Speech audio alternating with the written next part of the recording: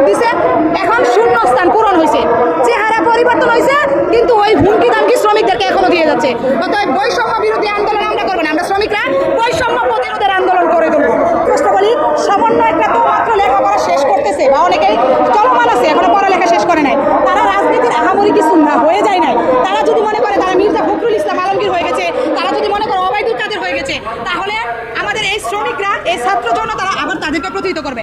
একটা কথা বলতে চাই, আমরা সবাইকে সম্মানের সহিত বলতে চাই, আপনারা যেটা করেছেন যথেষ্ট করেছেন, ভালো করেছেন, আপনারা বৈষম্যের বিরুদ্ধে কথা বলছেন, সব কিছু ঠিক আছে, কিন্তু আপনারা যদি মনে করেন যে এখন শ্রমিকরা, আগে যেমন আওয়ামী লীগের আমলে কিছু কথা বললেই বলতো বিএনপি জামাত উস্কানি দিচ্ছে, এখন যদি আপনারা মনে করেন যে আমি স্বাধীন বাংলাদেশের নাগরিক হিসেবে আমি আমার কষ্টের কথা বলবো, আমি আমার অধিকারের কথা বলবো, আমি আমার ন্যায্য দাবির কথা বলবো, যদি মনে করেন যে আনসার লীগ, রিকশাওয়ালা লীগ, পুলিশ লীগ, ছাত্রলীগ হয়ে ফিরে আসছি, তাহলে আপনাদেরকে আমরা উত্তম মাধ্যম দিয়ে বাংলাদেশ থেকে এই শ্রমিকরা জবাবের সেই প্রতিহিত করবে, এটা মনে রাখেন।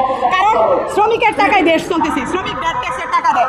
আজকে বন্যায় যারা ক্ষতিগ্রস্ত, আমরা একটা কথা বলতে চাই, সবারটাই নিউজে কভার হয়েছে, আমাদের শ্রমিকদেরটা নিউজে কভার হয় নাই।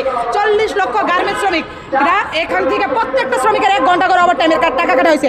এমনও ফ্যাক্টরি আছে যেখানে 20 লাখ, 30 লাখ, 25 লাখ করে টাকা আমরা নিজেরা মালিকের সাথে কথা বলেছি, শ্রমিকদের টাকা দেওয়া হয়েছে। অতএব বাংলাদেশ কোনো সমন্বয়ক, কোনো রাষ্ট্রপ্রধান, কোনো সরকার, কোনো বিরোধী দলের সরকারের অর্থে চলে না।